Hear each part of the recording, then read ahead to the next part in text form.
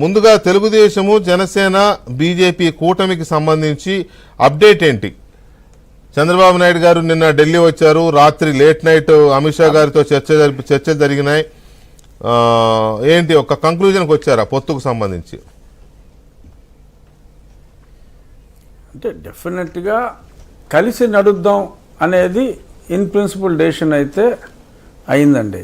అక్కడ ఒక్క అమిత్ షా గారే కాదు, భారతీయ జనతా పార్టీ జాతీయ అధ్యక్షులు కూడా అక్కడ ఆ మీటింగ్లో వీరు ముగ్గురు నడుమ జరిగిన మీటింగ్ అంటే అది క్లియర్గా అది political meeting and in principle కలిసి ముందుకు వెళదాం అనే ఇన్ ప్రిన్సిపల్ డెసిషన్ అయింది. ఈ సీట్ల సర్దుబాటు అనేది మళ్ళీ డెఫినెట్గా కళ్యాణ్ గారు చంద్రబాబు నాయుడు గారు మళ్ళీ మాట్లాడుకోవటం, మళ్ళీ తర్వాత వీరితో ఇంకో మీటింగ్ అయితే డెఫినెట్గా ఇంకో మీటింగ్ ఉంటుంది.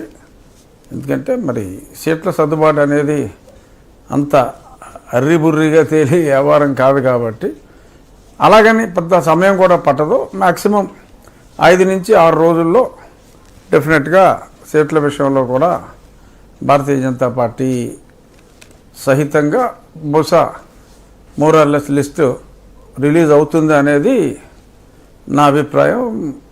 ఈ 2 పార్టీల్లో పెద్ద నాయకుల అభిప్రాయం కూడా నాకు తెలిసినంత వరకు అదే.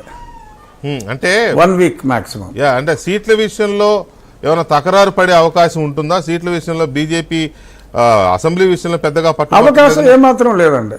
అవకాశం ఎంపీ సీట్ల విషయంలో కూడా పెద్ద తకరారు పడవలసిన అవసరం ఏమీ లేదు. ఎందుకంటే కొన్ని ఆ సీట్లు వాటి గురించి డిస్కషన్ కూడా ఉంది కాబట్టి ఎవరో కూడా పెద్దగా ఇబ్బంది పడే అవసరం లేకుండానే ఆ సర్దుబాటు అవుతుందండి. ఏదన్నా 1-2 సీట్ల దగ్గర ఏదో గివ్ అండ్ టేక్ పాలసీ ఎక్కడైనా తప్పదు. ఎందుకంటే ఇది ఒక మ్యారేజ్ లాంటిది కాబట్టి ఒక చోట ఒకళ్ళు తగ్గితే ఇంకో చోట ఇంకొకళ్ళు తగ్గవలసిన అవసరం ఉంటుంది. డెఫినెట్గా క్లిష్టమైన ఆ సమస్యలు అయితే ఏమీ లేవు. It will be a very smooth sailing for all the 3. ఇబ్బంది లేదు.